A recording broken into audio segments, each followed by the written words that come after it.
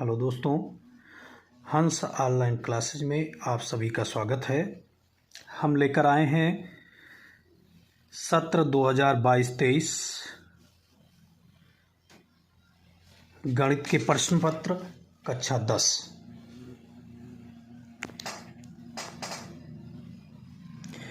जिसमें समय 3 घंटा 15 मिनट दिया जाता है। इसमें आपके खंड आ में बहुविकल्पीय प्रश्न दिए जाते हैं, मल्टीपल चॉइस क्वेश्चंस, जिसमें 20 क्वेश्चंस होते हैं। इन 20 क्वेश्चन को आपके सामने लेकर आए हैं। देखिए, बहुत इम्पॉर्टेंट क्वेश्चंस हैं। किसी धनात्मक पूर्णांक p के लिए प्रत्येक धनात्मक विषम पूर्णांक का रूप होता है। तो ध्यान दीजिएगा बेटा कि किसी धनात्मक पूर्णांक p के लिए, कोई भी धनात्मक पूर्णांक है अर्थात p equal to 1 2 3 4 dot dot dot dot कुछ भी हो सकता है। ये धनात्मक पूर्णांक दिए गए हैं। उसमें कह रहा है कि p के लिए प्रत्येक धनात्मक विषम पूर्णांक का रूप होता है, यानी विषम पूर्णांक आना चाहिए। अगर हम p इक्वल टू, अगर हम लेते हैं पहला ऑप्शन, मान लीजिए p, तो p में विषम आना चाहिए। तो हमने 1 ले लिया, 2 ले लिया, बैठेगा नहीं, अर्थात ये मेरा ऑप्शन गलत है। दूसरा p+1 यानी 1 अगर हम लेते हैं तो 1 में 1 जोड़ेंगे तो ये 2 हो जाएगा, सम आ जाएगा, इसलिए ये भी नहीं सही है।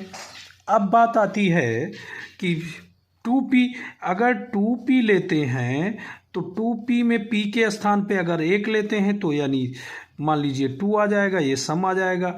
अब क्या लेते हैं, उसके बाद में 2 लेते हैं तो ये 2 दूनी 4 आ जाएगा, सम आ जाएगा।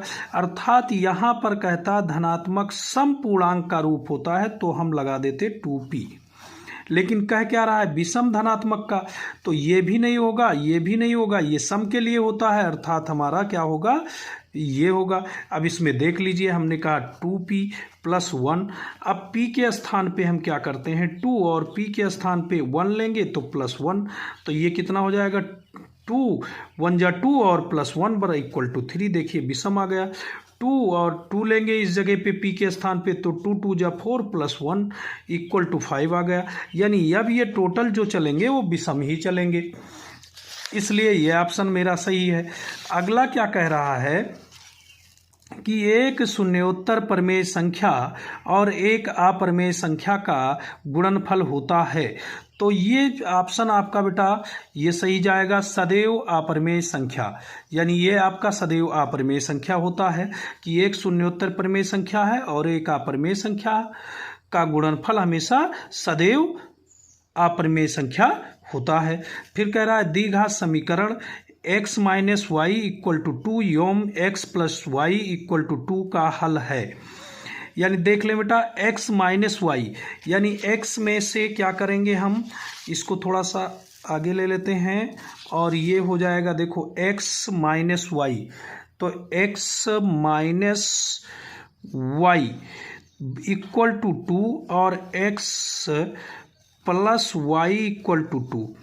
अब देखें, एक ये क्या करेंगे, हम सॉल्व कर लेंगे। देखो इन दोनों को जब ऐड करते हैं तो ये हो जाएगा 2x इक्वल टू कितना, 2 2 जा 4। अब ये 2 2 जा 4 हो जाएगा, यानी 2 हो जाएगा। x इक्वल टू कितना आ जाएगा, 2, तो x का मान 2 आ जाएगा। अब इसको रखें x के मान पे 2, तो x के मान पे 2 रखेंगे तो क्या हो जाएगा, ध्यान से देखें, यहाँ पर 2 रख देंगे, माइनस वाई इक्वल टू 2 हो जाएगा। तो यहाँ देखें माइनस वाई इक्वल टू क्या हो जाएगा, इधर ध्यान देंगे तो ये हो जाएगा 2 में -2, तो y इक्वल टू यहाँ पर हो जाएगा minus Y equal to 0, y equal to क्या हो जाएगा, -0। तो माइनस या प्लस 0 0 0 होता है यानी इक्वल टू 0, यानी ये 0 आ जाएगा। y का मान कितना आ जाएगा? 0 आ जाएगा।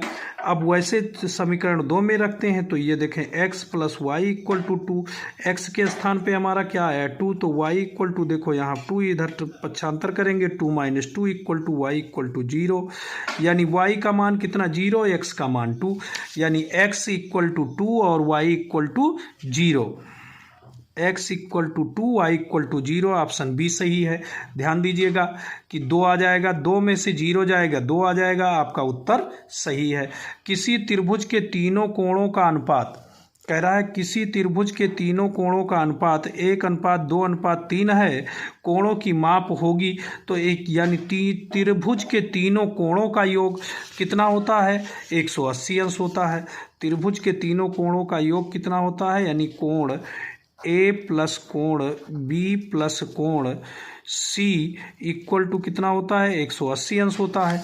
अब इसका अनुपात दिया गया है 1:2:3, तो 1:2:3 यानी ये x plus 2x plus 3x equal to कितना हो जाएगा? 180 हो जाएगा। तो ये हो जाएगा 3 3 6x, 6x बराबर 180 हो जाएगा। 6 से इसको काट देंगे, 6 दूनी 12, 6 त्रिक 18 यानी 30, x इक्वल टू कितना हो जाएगा? 30 हो जाएगा। यानी अब आपका मान पता चल गया 30, और इसका a कितना हो जाएगा? 30 हो जाएगा। b कितना हो जाएगा? b 2x है, तो 2x कितना हो जाएगा? यानी 3 दूनी 6, 60 अंश हो जाएगा। ये आपका 30 अंश हो गया, ये 60 अंश हो गया, और ये 3 त्रिका 9, 90 हो गया। अब 30 60 90 का जो रेशियो होगा वो सही होगा, यानी ऑप्शन क्या हो जाएगा? सी आपका सही है।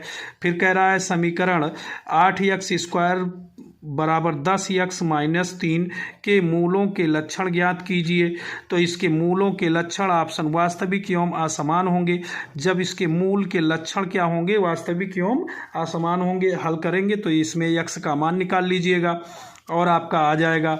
दूसरा कह रहा है दो समरूप त्रिभुजों की भुजाएं 4:9 के अनुपात में हैं, इन त्रिभुजों के क्षेत्रफलों का अनुपात ज्ञात कीजिए। तो जो इनके त्रिभुज के क्षेत्रफल होंगे, ये देखें 4 हैं तो 4 का क्या हो जाएगा? वर्ग हो जाएगा। तो 4 चौक 16, 4 चौक 16 यानी ये आपका आगे आ जा रहा है 16, ये आपका ऑप्शन हो जाएगा। और 9 9 81 ऑप्शन ये आपका सही हो जाएगा। यानी क्या कह रहा है? इन त्रिभुजों के क्षेत्रफल, तो क्षेत्रफल क्या क्या होता है? यानी जब समरूप त्रिभुज हैं तो उनकी भुजाओं का अनुपात 4:9 दिया गया है, तो क्षेत्रफल क्या हो जाएगा? उसका वर्ग हो जाएगा। इस हिसाब से 16:81 आपका सही हो जा रहा है। अब है 7वां क्वेश्चन। एक समचतुर्भुज के विकर्णों की लंबाइयां 8 सेंटीमीटर तथा 6 सेंटीमीटर हैं, इसकी प्रत्येक भुजा की माप ज्ञात कीजिए। अब इसकी प्रत्येक भुजा की माप ज्ञात करना है 8 सेंटीमीटर। एक समचतुर्भुज के विकर्णों की लंबाइयां 8 सेंटीमीटर और 6 सेंटीमीटर हैं, इसकी प्रत्येक भुजा की माप ज्ञात करना है। अब देखेंगे, अभी वैसे टप लग रहा होगा, अभी तुरंत लग जाएगा। देखिए इसमें क्या कह रहा है? एक समचतुर्भुज है, तो एक समचतुर्भुज है बेटा, ये देखें एक समचतुर्भुज है, एक हाथ से एक आपका समचतुर्भुज है। तो इस समचतुर्भुज में ये क्या होता है कि समचतुर्भुज विकर्ण दिए गए हैं, ये विकर्ण दिया गया है और आपका ये विकर्ण दिया गया है। अब ये विकर्ण दोनों दिए गए हैं आपके, इसके 8 सेंटीमीटर और 6 सेंटीमीटर। 8 सेंटीमीटर यानी ये पूरा आपका 8 सेंटीमीटर, तो ये हो जाएगा 4 और ये भी हो जाएगा 4, और ये हो जाएगा कितना दिया गया है? 6 सेंटीमीटर। तो 6 सेंटीमीटर पे 3 सेंटीमीटर और ये 3 सेंटीमीटर। अब आपको ये भुजा ज्ञात करनी है, तो भुजा ज्ञात करने के लिए सारी भुजाएं तो आपका समचतुर्भुज है, यानी आपका सभी भुजाएं बराबर हैं, तो ये आपको ज्ञात करना होगा, यानी कर्ण आपको ज्ञात करना होगा। तो 3 और 4 का कर्ण ज्ञात करेंगे, ये 90 डिग्री बनाएगा, तो 3 त्रिक का 9 हो जाएगा और प्लस 4 चौक 16 हो जाएगा। तो 16 9 कितना हो जाएगा? √25 हो जाएगा, और 25 का कितना हो जाएगा? 5 आ जाएगा, यानी आपका कितना आ जाएगा? 5 सेंटीमीटर आ जाएगा। तो ये डी ऑप्शन आपका सही है, 5 सेंटीमीटर आ गया। उसके बाद में क्या कह रहा है, 8वां क्वेश्चन कह रहा है मूल बिंदु तथा बिंदु x1 y1 के बीच की दूरी ज्ञात कीजिए। तो मूल बिंदु क्या होता है बेटा, 0 0 होता है। मूल बिंदु क्या होता है, 0 0 होता है। अब क्या दूरी ज्ञात करते हैं, तो d इक्वल टू क्या होता है, ये ध्यान से देखें, अंडर रूट क्या हो जाएगा, ये आपका फार्मूला, ये देखें यहाँ पर आपके x1 भी हो सकता है x2, क्योंकि हम 0 इसको x2 मान लेंगे तो यहाँ पर हो जाएगा x1 स्क्वायर माइनस वो प्लस x2 y2 स्क्वायर, क्योंकि ये क्या करेंगे, हम करते हैं under root x2 minus x1 तो का होल स्क्वायर और प्लस y2 माइनस y1 का होल स्क्वायर, ये लेते हैं बेटा। तो जब ये हम लेते हैं तो ये क्या हो जाता है, यहाँ पर देखो हमने मूल बिंदु है 0 हो जाएगा, यहाँ पर भी 0 हो जाएगा, तो x2 स्क्वायर और प्लस y2 स्क्वायर, यानी आपका ऑप्शन ये आपका सही हो जाएगा। एक हाथ से लगाने में परेशानी होती है, एक हाथ से मोबाइल पकड़ते हैं बेटा, तो थोड़ा ध्यान रखिएगा। अब इसमें दूसरा है, यदि बिंदु ये 1,2 और वो 0,0 और C A,B संरेख है, तो अब संरेख के लिए आपका ऑप्शन हो जाएगा। संरेख के लिए जब बेटा आप लगाते हैं कि यानी इन त्रिभुज के क्षेत्रफल क्या हो जाए, 0 हो जाए, त्रिभुज का क्षेत्रफल 0 हो जाए तो ये संरेख होगा। तो त्रिभुज का क्षेत्रफल 0 करने के लिए ऑप्शन आपका ये हो जाएगा 2A इक्वल टू B। अब आपका दूसरा पेज आता है, क्वेश्चन नंबर 10 आता है। क्वेश्चन नंबर 10 कह रहा है 2 tan 30 डिग्री, ये 30 अंश बराबर है। तो देखें बेटा, जब इसको हम सॉल्व करते हैं 30 डिग्री के लिए, तो सॉल्व करने के लिए हम करते क्या है कि इसको हम सॉल्व करने के लिए सबसे पहले देखें tan 30 अंश का मान लिखेंगे। जब भी आपको सॉल्व करना हो तो tan 30 अंश का मान सबसे पहले लिखेंगे। तो ये कह रहा है 2 tan 30 डिग्री। अब देखें अपान 1 प्लस tan स्क्वायर 30 डिग्री। हमने आपको फार्मूला रटने के लिए नहीं, तरीके से बताया था कि साइन 30 का मान याद रखेंगे। तो साइन 30 का देखो 1 0 1 यानी 0 1 1 यानी ये 0 अंश हो जाएगा, ये 30 अंश। तो इस पर क्या रखते हैं, 1 बटे क्या कर लेना था, 4 अंडर रूट चढ़ा लेना था। अब नीचे कास 30 अंश होता है, तो कास 30 का साइन 60 का चढ़ना था, तो 3 पर आता, तो 3 बटे 4 ये हो जाता अंडर रूट में। अब देखें इसका निकालते हैं हम, क्या करते हैं 1 बटे 2 हो जाता है साइन 30 अंश का मान, और 60 अंश का मान अंडर रूट 3 बटे 2 हो जाता है। 2 2 से कैंसिल हो गया, 1 बटे अंडर रूट 3। तो इस हिसाब से अगर भूल गए हैं, नहीं आता है तो निकाल भी लेंगे। तो ये हो जाएगा 2 गुणे 1 बटे अंडर रूट 3 और बटे यहाँ पर हो जाएगा 1 प्लस ये हो जाएगा tan स्क्वायर यानी 1 बटे अंडर रूट 3 का होल स्क्वायर। अब ध्यान से देखें, ये हो जाएगा 2 अपान अंडर रूट 3 और यहाँ पर हो जाएगा 3 हो जाएगा, 3 और 1, क्योंकि यहाँ पर देखें बेटा 1 प्लस, अब ये क्या कह रहा है 1 अपान ये कह रहा है अंडर रूट 3 का स्क्वायर, 3 हो जाएगा, 3 1 कम 3 और 1 4। तो ये हमारा हो जाएगा 2 बटे अंडर रूट 3 और ये पूरे का बटा 4 बटे 3। अब ध्यान से देखें, इसको अगर हम सॉल्व करते हैं तो 2 बटे अंडर रूट 3 गुणे ये 3 बटे 4 हो जाएगा। 2 1 कम 2 2 दूनी 4, 3 से यहाँ पर अंडर रूट 3 बचेगा। अब बचा क्या, अंडर रूट 3 बटे 2। अब अंडर रूट 3 बटे 2।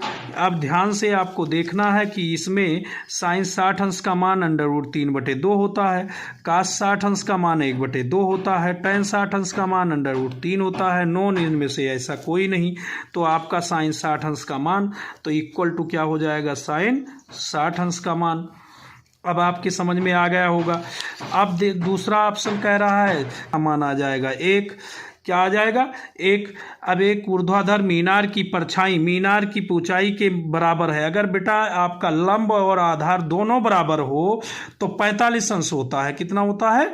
45 अंश। आपको ऐसे लगा लेना है। उसके बाद में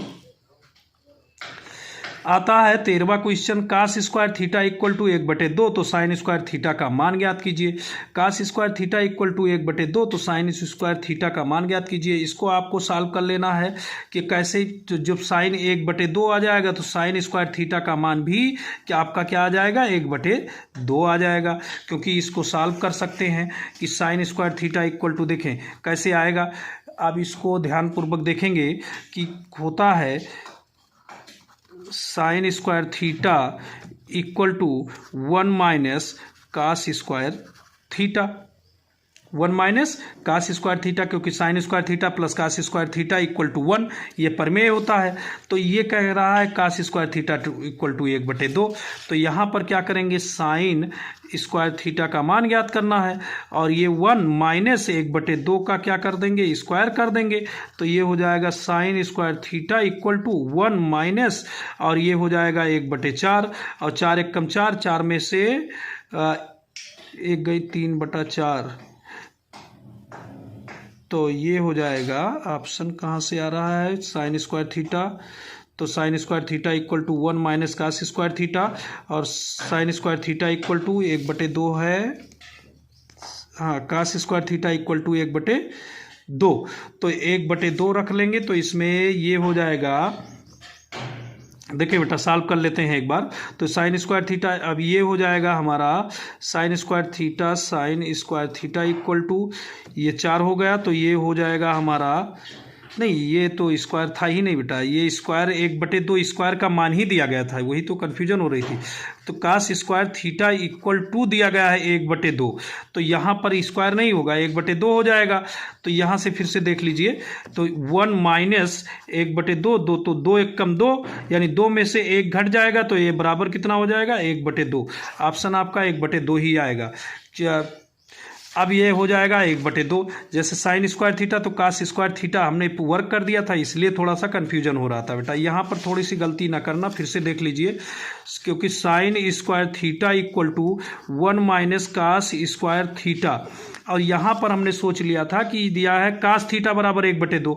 अगर कास थीटा दिया है तो स्क्वायर करेंगे, अन्यथा नहीं करेंगे, क्योंकि सीधे लिखा हुआ है कास स्क्वायर, तो स्क्वायर का मान ही दिया गया है। तो हम क्या कर लेंगे, यहाँ पर 1 माइनस कास स्क्वायर का मान ही 1/2 दिया गया है। तो 2 एकम 2, 2 में से 1 घटाएंगे तो 1/2, यानी आपका ये आंसर हो जाएगा 1/2। अब दिया गया है क्वेश्चन नंबर 14, कह रहा है कि त्रिज्या r के एक वृत्त के कोण थीटा वाले त्रिज्याखंड के संगत चाप का क्षेत्रफल है। तो संगत चाप का क्षेत्रफल क्या होता है? यानी एक कोई वृत्त है तो 360 अंश क्या थीटा है। अब उसके बाद में कह रहा है, तो क्षेत्रफल कह रहा है 2πr, तो इसका हो जाएगा आपका ऑप्शन ये सही हो जाएगा, यानी θ/360 इंटू 2πr। अब देखें बेटा, इसके बाद में आपका क्या हो जाता है, आगे जब बढ़ेंगे तो ये हो जा रहा है 15वां क्वेश्चन, वृत्ताकार वलय का क्षेत्रफल ज्ञात कीजिए। यानी वृत्ताकार वलय का क्षेत्रफल ज्ञात कीजिए, ज्ञात करो जिसकी, ये जिसकी है बेटा, जिसकी बाह्य तथा आंतरिक त्रिज्याएं क्रमशः 14 सेंटीमीटर और 7 सेंटीमीटर। यानी इसकी जो आंतरिक त्रिज्याएं हैं, वलय का क्षेत्रफल ज्ञात करना है। अब उसके बाद में इसका जो बाह्य त्रिज्या है वो 14 सेंटीमीटर और आंतरिक त्रिज्या है जो क्या नाम है 7 सेंटीमीटर।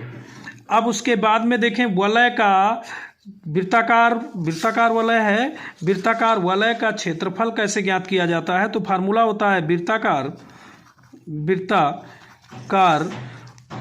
वलय का क्षेत्रफल बराबर, वृत्ताकार वलय का क्षेत्रफल बराबर पाई और into r1 square minus r2 square. अब ये ध्यान दीजिएगा, क्योंकि पाई लिख देंगे, यानी पाई का, और ये r1 हमारा दिया गया है बाहरी, तो ये दिया गया हमारी कितनी त्रिज्या दी गई है वाई त्रिज्या 14, यानी 14 का स्क्वायर करेंगे तो ये 14 का स्क्वायर माइनस 7 का स्क्वायर। अब देखें बेटा, इसको लिख देंगे 22/7 और ये हो जाएगा हमारा 14 का स्क्वायर हो जाएगा 196 माइनस 7 49 हो जाएगा। अब 49 और इसको घटाएंगे 196 में तो ये हो जाएगा 22/7 और गुणे ये हमारा हो जाएगा 147। अब क्या हो जाएगा 147। देखें 16 में से 9 गई, ये 7 बच जाएगा और यहाँ 8 में से 4 गई 4 और 1 147 हो जाएगा। अब 147 को जब इसको काटेंगे 22 से और उससे गुणा करेंगे तो ये आपका ऑप्शन जैसे देखें वृत्ताकार इसमें कह रहा है कि क्या करेंगे, तो ये जब हम काटेंगे तो ये हमारा दोनों को गुणा करने पर 162 सेंटीमीटर कितना आ जाएगा 162 सेंटीमीटर स्क्वायर, यानी 162 सेंटीमीटर स्क्वायर हमारा ऑप्शन ये सही हो जाएगा। 16वां कह रहा है एक लंब वृत्तीय बेलन के आधार पर क्षेत्रफल 9 पाई सेंटीमीटर स्क्वायर है तो उसके आधार का व्यास क्या होगा, तो उसके आधार का व्यास क्या होगा। तो देखें इसके आधार की परिधि जो दी गई है, आपके आधार की परिधि दी जाती है कितना, आधार के परिधि तो ये हो जाएगा 2 पाई आर। 2 पाई आर आपका दिया गया है कितना 2 पाई आर कहाँ गया 9 पाई, यानी दिया गया है कितना 9 पाई और पाई पाई से आपका ये हो जाएगा कैंसिल। नहीं ये 2 पाई आर कितना दिया गया है, ये कह रहा है एक लंब वृत्तीय बेलन के आधार पर क्षेत्रफल 9 पाई सेंटीमीटर स्क्वायर है, ये आधार का क्षेत्रफल दिया गया है और तो उसके आधार का व्यास क्या होगा, तो आधार का व्यास आपका हो जाएगा यानी 2 पाई दे दिया गया है तो 2 पाई से आपका ये बेलन का पाई आर स्क्वायर हो जाएगा बेटा, क्या हो जाएगा दिया गया है पाई आर स्क्वायर, तो पाई आर स्क्वायर इक्वल टू आपका दिया गया है कितना 9 पाई। थोड़ा सा इसको डार्क कर लें, ये दिया गया है 9 पाई, कितना दिया गया है 9 पाई और पाई पाई से कैंसिल हो जाएगा आर स्क्वायर इक्वल टू 9 और R equal to √9, R equal to कितना हो जाएगा 3। अब क्या पूछ रहा है, कह रहा है आधार का व्यास ज्ञात कीजिए, तो व्यास क्या होता है भैया त्रिज्या के 2 गुना, तो यानी डी इक्वल टू यानी व्यास इक्वल टू ये हो जाएगा आपका 2 × 3 बराबर कितना 6 सेंटीमीटर में था तो सेंटीमीटर, ये हो गया आंसर। ये बेटा आपका 6 सेंटीमीटर ये हो जाएगा आंसर। अब 17वां क्वेश्चन दिया गया है एक लकड़ी के ठोस शंकु के आधार की परिधि 44 मीटर है तो शंकु का आयतन होगा यदि उसकी ऊंचाई 9 मीटर दी गई हो, यानी उसकी ऊंचाई भी दी गई है 9 मीटर बेटा, ये ध्यान रखिएगा। तो ये इसमें कह रहा है 44 मीटर, यानी परिधि दिया गया है 44 मीटर, तो ये परिधि जो आपका दिया गया है 44 मीटर, तो लिखेंगे 2 पाई आर इक्वल टू आधार का परिधि 2 पाई आर इक्वल टू 44 मीटर, कितना दिया गया है 44 मीटर, क्योंकि त्रिज्या ज्ञात करना पड़ेगा। अब ये हो जाएगा कितना 2 से काट देंगे तो ये बचेगा 22 और आर बराबर ये यहीं पर रख लेते हैं गुणे 22/7 पाई का मान और इक्वल टू 22 और 22 एकम 22 22 एकम 22 तो ये हो जाएगा 7 एकम 7 आर इक्वल टू 7 सेंटीमीटर। अब आर का मान आ गया 7 सेंटीमीटर। अब पूछ क्या रहा है शंकु का आयतन होगा, तो शंकु का आयतन का फार्मूला आप जानते हैं कि शंकु के आयतन का फार्मूला क्या होता है 1/3 पाई आर स्क्वायर एच। अब देखें बेटा 1/3 पाई का मान 22/7 और आर का मान कितना दिया गया है 7, तो 7 × 7 और गुणे एच का मान कितना दिया गया है 9। 1 7 से 7 कैंसिल हो जाएगा, 3 से 3 त्रिक का 9 कट जाएगा और ये हो जाएगा 22 × 7 त्रिक 21, तो 22 × 21। अब इसको गुणा करेंगे तो 22 × 21 कितना हो जाएगा, इसको गुणा कर लेना है आपको, तो ये आपका आ जाएगा 22 × 21 462, कितना आ जाएगा 462। अब यह आपका ऑप्शन सही हो जाएगा 462। अब कह रहा है कि एक बारंबारता बंटन के लिए के लिए माध्य माध्यिका और बहुलक के बीच संबंध है। तो माध्य माध्यिका बहुलक का बीच का संबंध होता है बेटा बहुलक इक्वल टू 3 माध्यिका -2 माध्य। तो इसमें ऑप्शन ढूंढ लीजिए, बहुलक इक्वल टू 3 माध्यिका -2 माध्य, यानी ये आपका फार्मूला हो गया। इस हिसाब से उसके बाद में कह रहा है 19 क्वेश्चन है, 10 व्यक्तियों के भार का समांतर माध्य 45.6 किलोग्राम है, उनके भारों का योगफल ज्ञात कीजिए। तो बेटा ये ध्यान रखिए, उनके भार का योगफल क्या हो जाता है, हम लोग फार्मूला पढ़ते थे तो योगफल बटे कितने लोग का। तो ये हमारा समांतर माध्य यानी बार x इक्वल टू यहाँ पर सिग्मा x बाई n हो जाता था उसकी संख्या। तो इसका मान ही दिया गया है हमारा 45.6 इक्वल टू ये योग ज्ञात करना है अपान n का मान 10। कितने व्यक्ति हैं, 10 व्यक्तियों। तो ये जब हम इसको गुणा करेंगे तो सिग्मा x इक्वल टू यानी ये योग हो जाएगा हमारा, ये देखें 10 से गुणा करने पर तो 456, ये हमारा आंसर हो जाएगा 456। ऑप्शन ये आपका सही हो जाएगा 456। फिर कह रहा है बेटा 20वां क्वेश्चन, सबसे छोटी अभाज्य संख्या है। तो सबसे अभाज्य का मेथड क्या होता है कि यानी गुणा हो, यानी उसी पे क्या करना है बेटा कि जैसे 1 सबसे छोटी हम मानते हैं तो ये क्या हो जाएगा, 1 का गुणनखंड करोगे 1 × 1 तो क्या हो जाएगा। तो ये कह रहा है 1 से या अपने से, तो ये देखें ये आपका सबसे छोटी अभाज्य संख्या नहीं होगी। 2 कैसे हो जा रही है, क्योंकि 2 को हम 1 × 2 कर देते हैं। तो सबसे छोटी अभाज्य संख्या हमारी क्या हो जाएगी, 2 हो जाएगी। सबसे छोटी अभाज्य संख्या हमारी क्या होगी, 2 होगी। और ये बहुत इंपॉर्टेंट क्वेश्चंस हैं बेटा, इसको बनाने में बहुत मेहनत लगती है, इसलिए आप लोग वीडियो को लाइक, सब्सक्राइब एवं शेयर अवश्य कीजिएगा। जय हिंद, जय भारत।